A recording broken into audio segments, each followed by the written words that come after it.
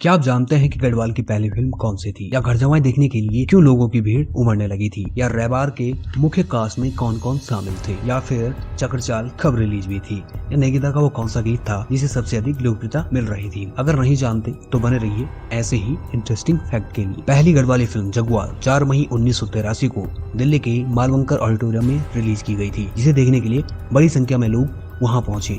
इस फिल्म के लेखक निर्माता पारासर गौरी से 1975 में ही बनाना चाहते थे, लेकिन बजट की कमी के चलते वो ऐसा नहीं कर पाए थे। जगवाल की उस वक्त अनुमानित लागत लगभग 8.5 लाख रुपए बताई जाती है। अब इस फिल्म को लेकर लोगों के बीच उत्साह का अनुमान इस बात से लगा सकते हैं कि फिल्म के टिकट की कीमत मात्र 5 रुपए रखी गई थी, लेकिन देखने वालों की इतनी भीड़ थी कि ऑडिटोरियम के बाहर इसे 20 से 100 रुपए तक ब्लैक में बेचा जा रहा था। आप सोच सकते हैं कि फिल्म उस वक्त लोगों के लिए कितनी रुचि का विषय रही होगी। वैसे आपको बता दूं, जगवाल ही उत्तराखंड की भी पहली फिल्म थी। इस फिल्म में मुख्य किरदार या हीरो की भूमिका में पारेसर गौर और रमेश बंदुरिया को देखा गया था, जबकि नायिका की भूमिका में कुसुम बिज थी। अगर इस फिल्म की कहानी की बात करें तो यह एक युवती इंदु की कहानी के इर्द गिर्द घूमती है। कहानी में वीरू के लिए 7 साल का इंतजार करना पड़ता है, क्योंकि हत्या के आरोप में उसे गिरफ्तार कर लिया जाता है। यह सब उनकी शादी के कुछ ही दिन बाद घटित होता है। तब उसका पति उसे सलाह देता है कि वह उसके छोटे भाई शेरू से शादी करे या घर से चले जाएं, लेकिन वो अपने पति की सलाह को स्वीकार नहीं करती और उसकी प्रतीक्षा करने का फैसला करती है।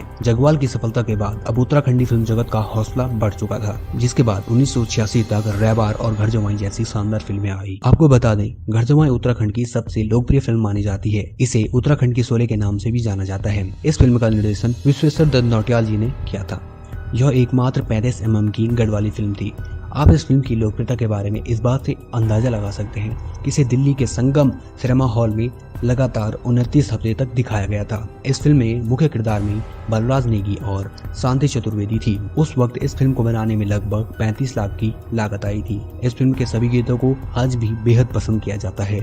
इस फिल्म के सभी गीतों को नरेंद्र सिंह नेगी द्वारा गाया गया है। माना जाता है कि इस फिल्म की वजह से ही हर किसी की जुबान पर नेगीदा के गीत चढ़ने लगे थे। अगर बात करें उत्तराखंड फिल्म जगत के सफर की, तो 1986 का साल उत्तराखंड फिल्म जगत के लिए स्वर्णिम साल था। इससे पहले 1984 में गढ़वाल फिल्म के बैनर तले बनी फिल्म कभी दुख कभी सुख औसत भी नहीं निकाल पाई थी। फिर वर्ष आया 1987 का, तब कुछ नेपाली डब फिल्म प्यारू रुमाल, कौथिक व उदंकार रिलीज हुई, लेकिन यह भी कुछ खास नहीं कर पाई। इनमें से केवल कौथिक ही कुछ चल पाई थी। इसके बाद से मानो उत्तराखंड फिल्म जगत का किला कमजोर सा होने लगा और एक के बाद एक फिल्म कुछ खास नहीं कर पा रही थी। फिर 1990 में गुजराती फिल्म निर्माता किशन पटेल ने रैबार बनाने का निर्णय लिया, लेकिन जबरदस्त प्रचार के बावजूद भी फिल्म औंधे मुंह गिर गई।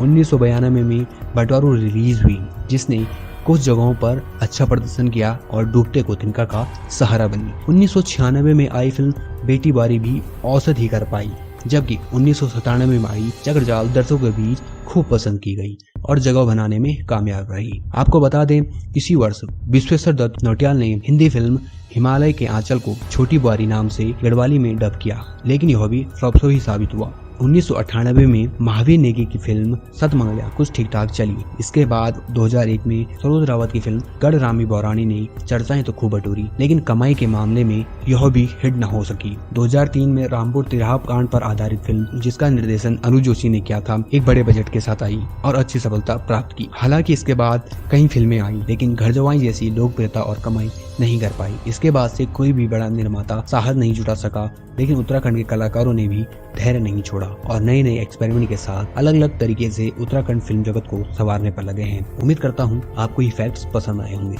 अगर फैक्ट्स पसंद आए हैं तो लाइक, शेयर और सब्सक्राइब करना न भूलें।